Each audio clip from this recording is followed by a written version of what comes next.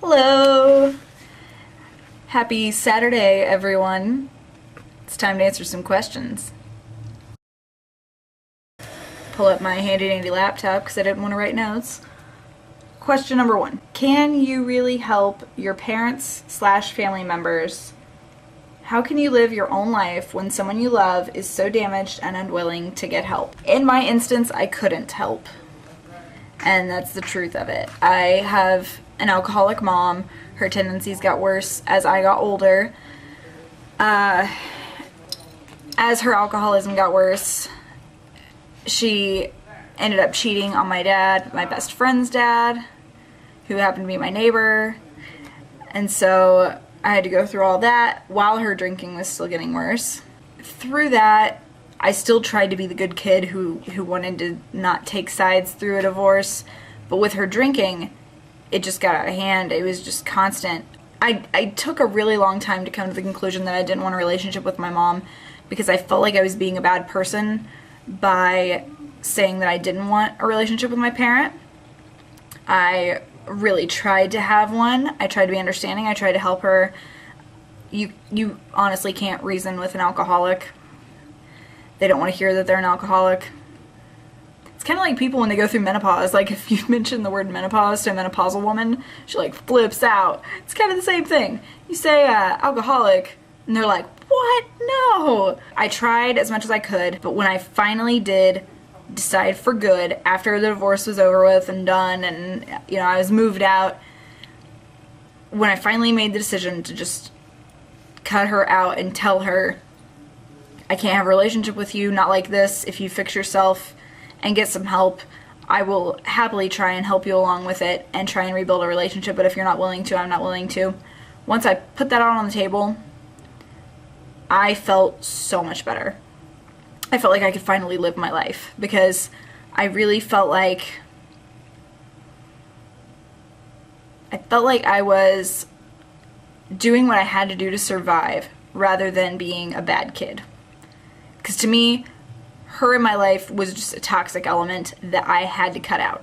If you have a person in your life, even if it's not a parent, if you are in a relationship with anyone who is toxic to you or you can't handle, you can't handle it, don't handle it. You have the choice to choose some of the people in your life. Well, I couldn't have made the choice to have her as my biological mom. I have the choice as an adult to keep her in my life, and I chose not to. So, she's out of there. I feel much better because of it, and in my case, it had to be done. And so if you can make it work, awesome for you.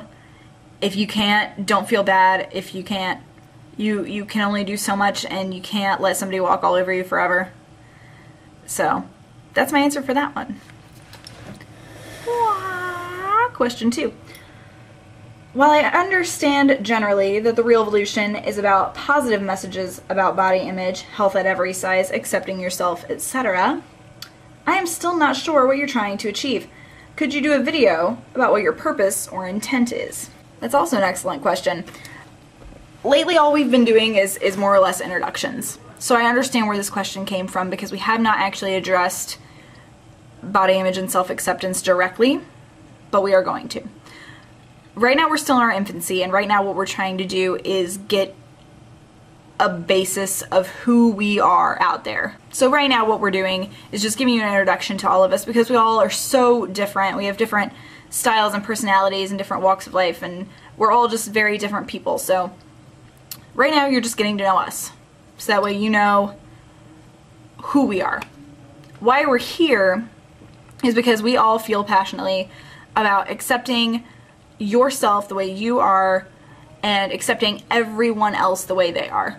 To me, it's a group of people with a common goal, forming a community to support and love each other and to share the fact that we aren't alone in this. You know, everyone has probably had issues with how they look, and we're trying to find ways to get through those, to become better people, and to just be happier, overall happier. So that's my quick rendition. Now, if I am missing anything, other fellow Realvolutionists, if If you want to add your contribution to my vision of what we are, feel free to add something to the drop-down bar and just tag it with your name so that way they know what you think the Realvolution is. The last question that I have, someone asked, what will you be doing on December 21st, 2012 if it is the last day ever? I'm probably going to look up Tom Haverford and hope that he's having a party for the end of the world. I hope that I've covered these correctly, and like I said, if I've missed anything at all, Realvolutionaries, leave your input down below too for everyone to see. So thank you very much for watching, and I'll talk to you soon.